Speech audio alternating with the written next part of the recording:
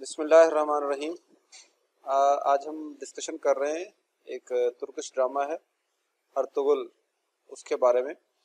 ये बेसिकली सल्तनत उस्मानिया की तारीख़ बताने के लिए जो बनाया गया है, और ये मंगोलों और ततारियों से लेकर जो जुल्म की दास्तानें चल रही थी मुसलमानों पर तमाम दुनिया पर, उसके ख़िलाफ़ ये एक सल्तनत बनी थी।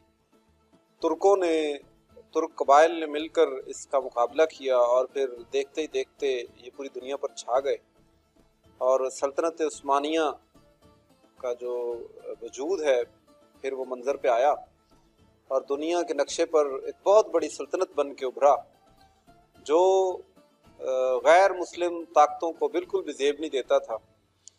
इसकी वजह से उन्होंने फिर इसके ख़िलाफ़ साजिशें करना शुरू की, इसके ख़िलाफ़ घिनौनी साजिशें हुई, और उसको तोड़ने के लिए बहुत सारी साजिशें मंजर-ए-आम पर आईं, और कुछ मंजर-ए-आम पर नहीं भी आईं, लेकिन तारीख़ ने अपने औराक में उसको छुपा लिया। तो ये ड्रामा बेसिकली वही हिस्ट्री हमें बताता है। तो और ये अब जब ये सल्तनत उस्मानिया दोबारा बहाल होगी इंशाल्लाह 2023 में, जब ये इस पर से पाबंदियाँ उठेंगी, जो 100 साल के लिए पाबंदियाँ लगी थी, तो ये दोबारा उसी तरह से पूरी दुनिया में मुसलमानों का एक गलबा होगा और इस्लाम फैलने का एक ज़रिया साबित होगी। और मेरी ये रिकमेंडेशन है कि जो आजकल ख़ास तौर पे हम जिस फ्री टाइम में बैठे हैं, क्वारंटाइन किए हुए हैं ख़ुद को, सारी चीज़ें हम घर में, स्टे होम स्टे सेफ एक हमने नारा भी लगा रखा है, और ये अच्छा है हम घर बैठे हैं। तो इस फ्री टाइम को हमें बहुत ज़्यादा कीमती बनाना चाहिए। तो हमें इस ड्रामे को देखना चाहिए।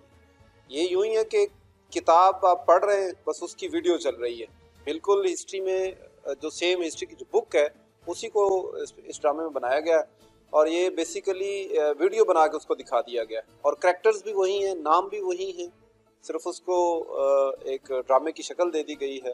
तो ज़रा देखना इंटरेस्टिंग हो जाता है, उसको वैसे बुक पढ़ना ज़रा बोरिंग हो जाता है।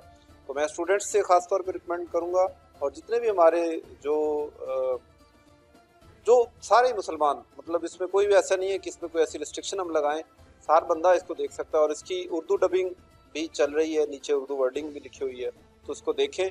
और सल्तनत उस्मानिया के जो बारे में जितनी भी इसमें चीज़ें बताई गई हैं, इंशाल्लाह आपको फ़ायदा भी होगा, और आपको पता चलेगा कि हमारे इस्लाफ क्या थे और हम क्या हैं, हमें आगे क्या करना है, हमारे मुस्तकबिल को एक नई रोशनी मिलेगी। अल्लाह हाफ़िज़।